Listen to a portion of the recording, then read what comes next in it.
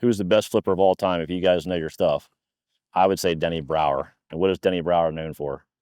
Flipping a jig. Greg Hackney, flipping a jig. Them guys catch big bass.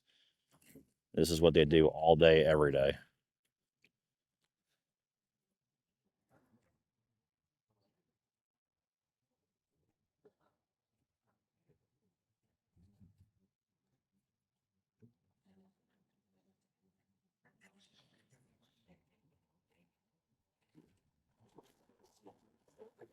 This one has to be bigger.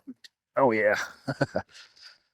Dude, you can see bottom there. It's like a foot, maybe a foot and a half.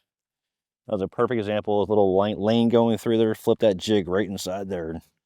You can see that's a big one. For this lake, that's a giant. That's a good, solid tournament fish. Look at the pretty colors in that thing. That's a cool looking fish. Get that away. So you can see too, like we just made a move down on the other side here. Just made a small little change in area. You know, I haven't been out here in a long time as far as this year.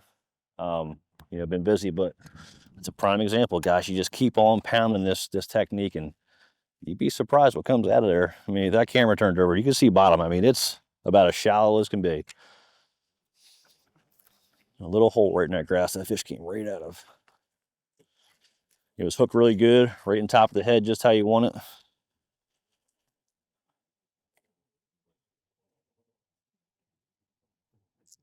Pretty much anywhere as you go. A lot of times, I mean, you get 5 bites like that on this place, you're gonna win almost everything here possible.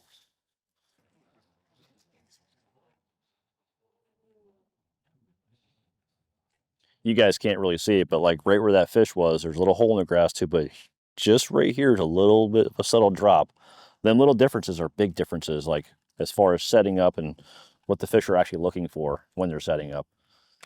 Ambush points, little holes, little deeper spots, all that stuff is really important. And as you fish your lakes a lot more, that's where you're going to start to learn. You know, like if you start going down a grass line and you're not paying attention, you start getting bites. If you go back and look, there's probably a reason why they're there.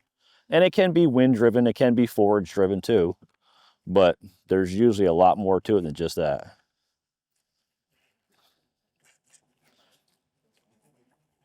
I know we say this a lot. There's like a lot of bites that you can get. And man, there's nothing compares to a top litter, nothing compares to that. But that bite right there, that's pretty fun. When you throw that thing in there and it goes right away, that's a hard feeling to replace.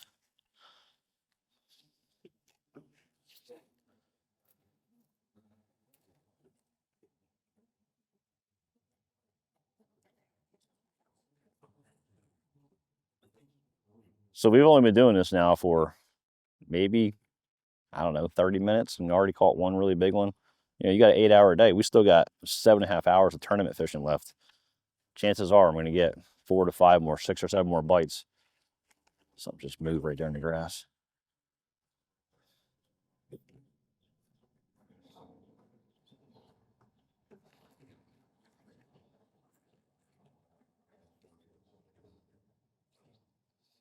Same deal. I mean, like I said, that jig's going to fall in there. It's going to be most of the time dang near instant. I mean, it's going to be in and he's got it.